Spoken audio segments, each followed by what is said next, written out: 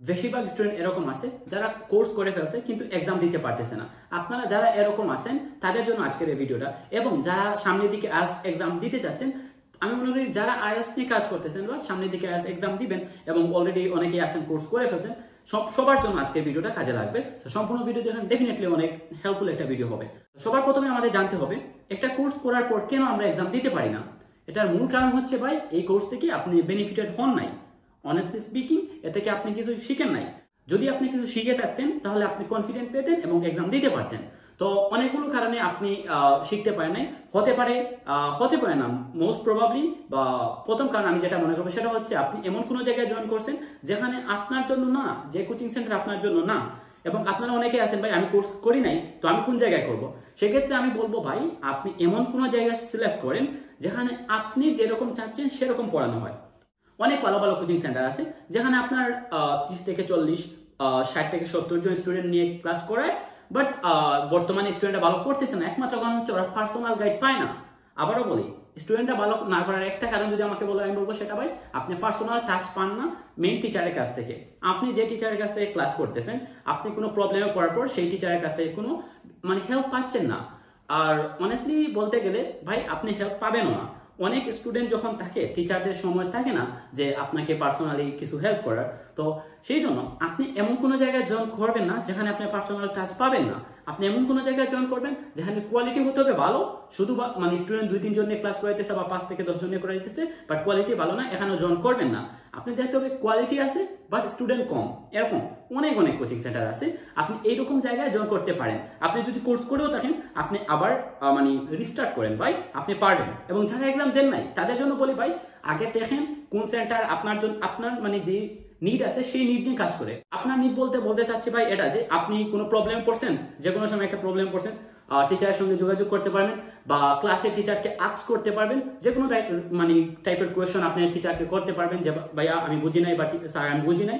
এরকম মাইন্ডসেট যেখানে আসে বা যে জায়গায় যে আপনি অল কাইন্ড অফ ফেসিলিটিস পাবেন, সেই জায়গায় আপনি জয়েন করেন। আমি যেটা করি, আমার কাছে আমি 10 জনের উপরে রাখি না, তার একটা মাত্র কারণ হচ্ছে আমার কোয়ালিটি। আপনারা যদি আমার রিসেন্ট কিছু রেজাল্ট দেখেন তাহলে বুঝবেন, আমার যারা এক্সাম দেয় 10 জনের মধ্যে 10 জন এক্সাম দেয় না।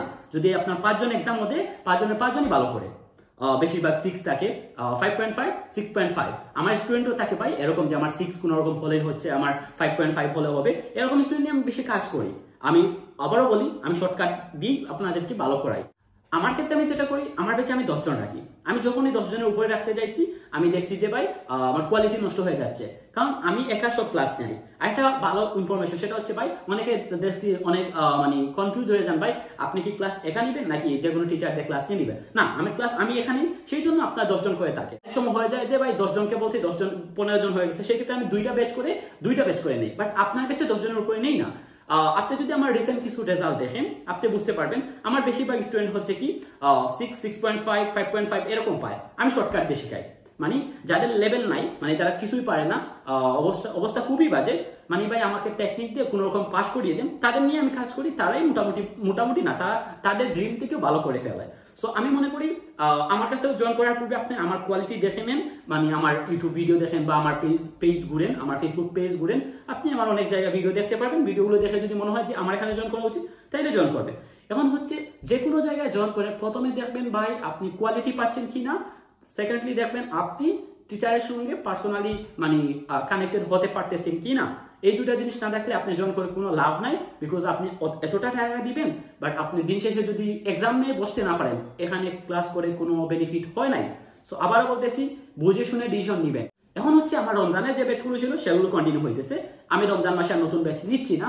আমার ব্যাচগুলো পরবর্তী মাসে অর্থাৎ এপ্রিলের 10 তারিখ থেকে নতুন ব্যাচ শুরু হবে। এখানে একটা গুড নিউজ হচ্ছে, আমার এতদিন শুধু ছিল কি অনেকেই রিকোয়েস্ট করছিলেন যে স্পোকেন গ্রামার আমি নেই, শুধুমাত্র আইএলটিএস ছিল। বাট এখন থেকে আপনাদের নিডের জন্য আমি কি করছি, আপনাদের আইএলটিএস কোর্স তো আমার মেইন কোর্সই থাকতেছে, সঙ্গে আপনারা গ্রামারের কোর্সও করতে পারবেন এবং স্পোকেন ইংলিশ, এই 3টা কোর্স আমার এখানে থাকবে। এখন থেকে আপনারা যে কোনো ব্যক্তি চাইলে জয়েন করতে পারেন, এখন থেকে জয়েন হয়ে যেতে পারেন।